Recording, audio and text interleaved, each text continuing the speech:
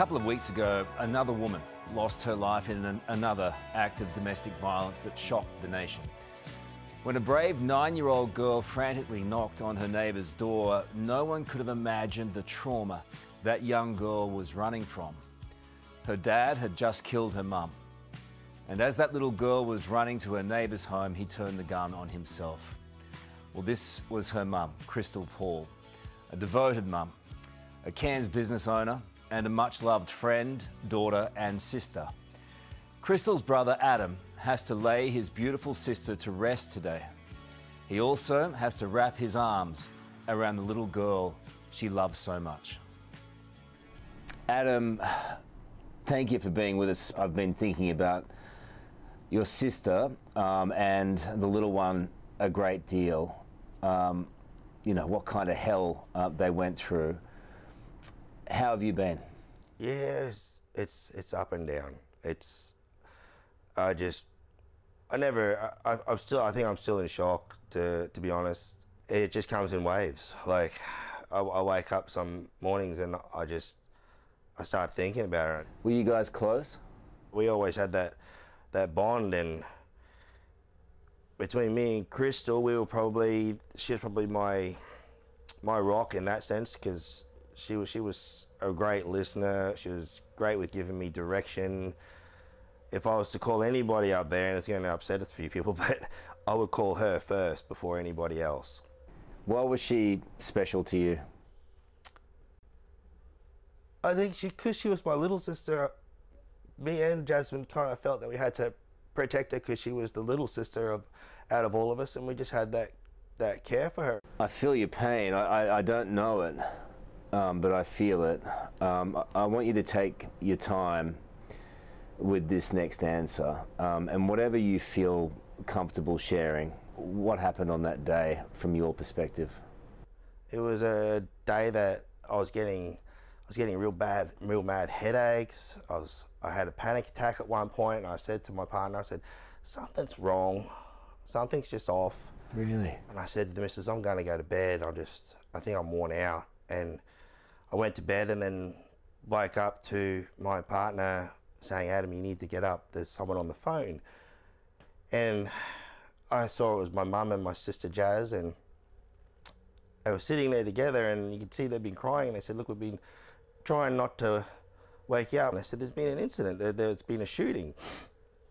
And I was just like looking at my partner, and I was like, this has got to be a mistake. Like I thought I was dreaming. I just couldn't comprehend this. And then to hear, Jamie shot Crystal. I gave my sister away to him at her wedding.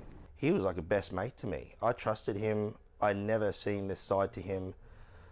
I never thought this would ever happen. They've been together 26 years, and they're like high school sweethearts, and never saw this coming. No one in their right mind thinks that this could ever happen. I still can't put words to it. Sometimes I just freeze. And then to hear how it unfolded, it wasn't really a mistake. I know he made some choices that you can't change now. What happened to the little one straight after? Because there's all sorts of stories about what happened, during, when events unfolded. But what actually happened? To set the record straight, this is what happened. Crystal was not gunned down at the door like some places are saying. She was not running out of the house. They had dinner that night together. Everybody was joking. Everyone was having a good time. They made their favourite dish, fried rice. They're sitting around, and Crystal went to go have a shower. Jamie's gone to the bathroom to give Crystal a towel, and a shot was fired. Now, something's triggered Jamie, from what I understand, but Jamie's come out after that and looked at him and he said, you need to go to the neighbours, your mummy's dead. It's so haunting thinking about that little girl, mate. I know, like, I'm so glad that it didn't escalate from there and get even worse and she was taken from us. How is that little one, mate? That's the little 9-year-old trying to explain to her that she has no parents, and she just comes straight out, so I have no mummy and daddy.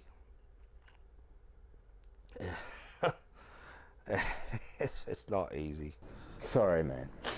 I'm sorry what you're going through and what she's going through. Look, I wanted to ask you this. You know, with these situations, did you see anything? Did anyone have any warning? When you look back on it, there's no real warning signs. But now when we start pushing on things, we're going, hang on, Jamie's FaceTiming me at some ridiculous hour, like 8, 9, 10 o'clock at night. He was ringing me and he was drunk and he was in the shed by himself, and I'm thinking, is he all good?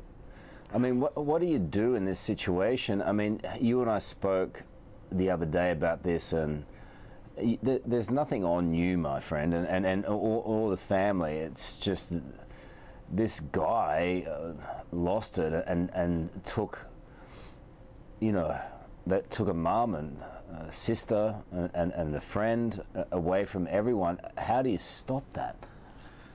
I feel, you know, if with your friend circle, you know, if you've got registered guns and you're drinking like excessively, straight away, there's a red flag. You got a problem. There are so many women who would be in a situation like this, Adam, where they don't know what to do, they can't get out, they've been threatened, but the fear of leaving and something happening to their child is too overwhelming for them to leave. I think, from my experience now, Crystal reached out and was asking questions about other women that have been in similar situations, and she's asking them questions about their experiences, and she's reaching out to anybody outside of our circles. It's that moment before they're about to leave that is the most dangerous moment in their life, trying to get out. Yeah. You see any crack whatsoever, anyone hears from somebody, oh, hey, what do you think about this? You can't just ignore that. That is a massive effort for them to just speak that. At the end of the day, she has, in a way, you know, her young daughter is still living. Whatever she needed to do to get through, she did. That's what I tell myself. And now you are gonna love that child. 100%. I remember when I was born, Crystal said to her, and she told me this, she said, I want you to be the loudest you can be. I want you to be the loudest in the room. I want you to stand up for yourself. I want you to speak your mind and be everything that I'm not. And she rang me years later. She goes, I regret saying that. She is full on. She is a mini you. I've got pretty much you here on that scale. And I've gone, that's why I love her. You've got to go to a funeral now, and you've got to take the little one. And what are you going to say about your sister? I'll just speak about how determined she was with everything she did in life, and it's including, like, she put her heart and soul into everything. And if she couldn't have something with the income that she was on, she'd go and get another income. She'd work 3 jobs to go and get what she wanted to get. You're going to miss that woman. Yeah, she brought a lot of colour into everybody's life, and the funny thing is she wasn't very vocal about anything she did. She was just her presence. So she just had that specialness to her. How many more, huh? Well, if you or anyone you know needs help, you can contact Lifeline on 13 11 14, and support is also available through 1-800-RESPECT.